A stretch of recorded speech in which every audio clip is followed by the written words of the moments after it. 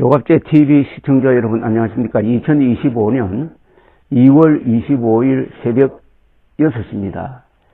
부정선거 음모론에 물들면은 사람이 괴물이 된다는 것을 보여주는 사례가 두 건 있습니다. 하나는 바로 미국 대통령입니다. 도널드 트럼프 대통령의 행패가 도를 넘고 있습니다. 완전히 미국 제국주의자처럼 행동하고 있습니다. 그린란드를 차지하겠다든지 가자 지역에 있는 팔레스타인 사람들 나가고 그곳을 리조트로 개발한다고 하더니 지금 사선결단으로 싸우고 있는 우크라이나의 등에 비수를 꽂고 있습니다. 그리고 같은 독재자 푸틴과 손을 잡고 우크라이나를 멋대로 요리하려고 하고 있습니다. 어제는 기자회견을 하면서 입에 담을 수 없는 욕을 젤렌스키 우크라이나 대통령에게 퍼부었습니다. 젤렌스키 대통령이 우크라이나 전쟁을 시작했다고 했습니다.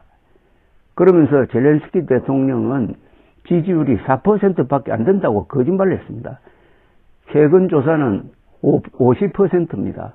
그러면서 젤렌스키 대통령이 물러나야 지금 러시아와의 평화협상이 잘 될 것이라는 식의 이야기를 계속 던지고 있습니다. 인간으로서 할 수 없는 이야기입니다. 침공을 받은 우크라이나는 젤렌스키의 지도하에 영웅적으로 싸우고 있습니다. 그리하여 요사이 러시아는 하루에 1000명씩 사상자가 생긴다고 합니다. 훨씬 더 많이 죽었습니다. 아마 양쪽 합쳐가지고 러시아, 우크라이나 합쳐가지고 죽은 사람, 다친 사람을 합치면 대부분이 군인이고 일부 민간인이 있습니다만 100만 명이 넘습니다. 2차 세계대전 이후 유럽에서 일어난 가장 큰 전쟁입니다. 이 전쟁을 시작한 자가 푸틴입니다. 그런데 지금 트럼프는 푸틴과 손잡고 이렇게 당하고 있는 우크라이나를 짓밟고 젤렌스키를 모욕하고 있습니다. 노골적으로 젤렌스키를 밀어내려고 합니다. 완전히 트럼프가 푸틴처럼 행동하면서 푸틴과는 마치 애인과 재회를 한 듯 서로 전화를 하고 칭찬을 주고받고 있습니다. 여기에 참다 못한 젤렌스키가 아주 격렬하게 반응을 했습니다.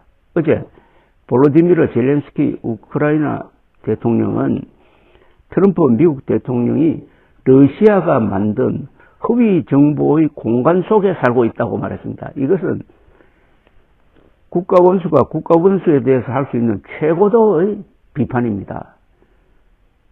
젤렌스키는 이제 아주 사선결단으로 이 문제에 접근할 겁니다. 자신의 운명을 미국과 러시아 두 독재적 지도자가 결정하는 데 대해서 참을 수 없다는 그런 격정을 어제 기자들을 불러서 키이우에서 터뜨렸습니다. 젤렌스키 대통령은 키이우에서 열린 기자회견에서 불행하게도 우리가 존경하는 트럼프 대통령은 허위 정보의 공간에 살고 있다. 이 허위 정보들은 러시아에서 나왔다는 것을 알고 있다고 했습니다. 그러니까 트럼프가 러시아가 제공한 정보에 속아 넘어가지고 우크라이나를 공격한다. 자신을 공격한다는 뜻이죠. 이 발언은 어제 트럼프 대통령이 젤렌스키 대통령의 지지율이 4%에 불과하며 우크라이나의 정권 교체가 필요하다는 취지로 발언한 데 대응한 것입니다. 장기화의 원인을 우크라이나 탓으로 돌렸습니다. 젤렌스키 대통령은 여기에 대해서 러시아에서 나온 허위 정보가 미국과 러시아 사이에서 논의되고 있다는 증거라면서 여론조사에서 자신의 지지율은 58%에 달한다고 반박을 했습니다. 만약 누군가가 지금 당장 나를 교체하고 싶어 해도 그렇게 되기는 어려울 것이라고 덧붙였습니다. 붙였습니다. 젤렌스키 대통령은 이어서 미국과 러시아 회담에 대해 블라디미르 푸틴 러시아 대통령이 수년간 고립에서 벗어나는데 미국이 도움을 주고 있다. 이 모든 것이 우크라이나에 긍정적인 영향을 미치지 않는다. 우크라이나는 안전보장을 원한다. 올해 전쟁을 끝내고 싶기 때문이라고 했습니다. 젤렌스키 대통령은 안전보장이라는 명분으로 미국이 우크라이나 히토류 자원 지분 50%를 요구한 데 대해서도 우리나라를 팔 수는 없다고 일축을 했습니다. 그럼 미국이 우크라이나에 무기 670억 달러와 예산 지원 315억 달러를 제공했는데 5천억 달러에 달하는 광물을 달라고 요구하는 것은 진지한 논의라고 볼 수 없다고 주장을 했습니다. 이 장사꾼 트럼프의 행태를 보십시오.